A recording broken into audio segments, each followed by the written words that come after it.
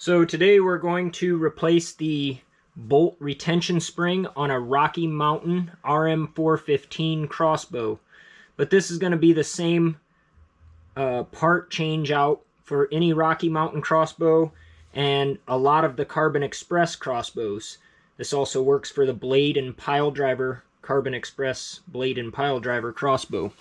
And so what you're going to need is you're going to need your new arrow retainer and your small Allen wrench.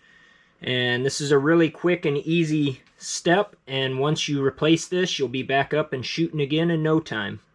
So the first step is to take the screws out that are holding the old piece of retention spring in. So you just get up underneath there. It's kind of a tight area, but you can get up there with this.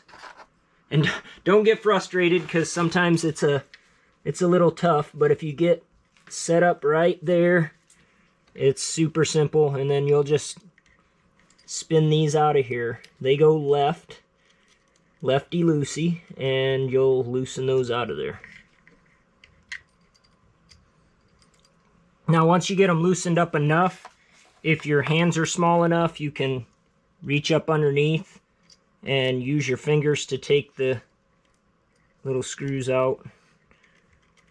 You still got the little piece of old retainer up there. So once you take them out, you'll see you got 2 screws left, and they still have some Loctite on them. You got your old piece of retainer that can go into the trash can. And then you take your new retainer, and then what we do is we actually put the small screw on the end of the Allen wrench, and then we do the first hole first because there's a little bit more access to it, and then we put it up underneath here, get it lined up the best we can. And if you have enough space to get it started, once it's started in there, you want to check to make sure that it's not cross-threaded, because you don't want to mess it up and cross-thread it, and then you really could be into some trouble. So once you get that first one started, then you can move to the back hole. And like I said, don't get frustrated. You're going to drop these little screws, but we just put it back on the same way, and then the hole's already kind of lined up, so we put it up underneath, and it's going to go to the right, so you're going to get a kind of righty-tighty, and make sure you get it started. And sometimes it doesn't go on the first try, so you'll just need to make sure your hole's lined up. And then once you get it started, it'll be the same way. If your fingers are small enough, you can kind of get up in there and just kind of finger tighten this in to make sure that it's not cross-threaded. If you can't get your hand or fingers up in there, you can just still use the Allen wrench, and you just make sure you're turning lightly at first to make sure it's not cross-threaded. And then we just go through the process and tighten these up, and we'll hand tighten them, and we should be all set and ready to go.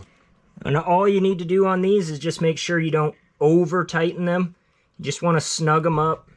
They still have a little bit of Loctite on them from previous use, so you can just snug them up. Don't over tighten them. You'll notice as you tighten the front one down, the bolt retainer will actually come down a little bit, because there's actually up underneath there's an inset screw that is pushing down to adjust the tightness of this.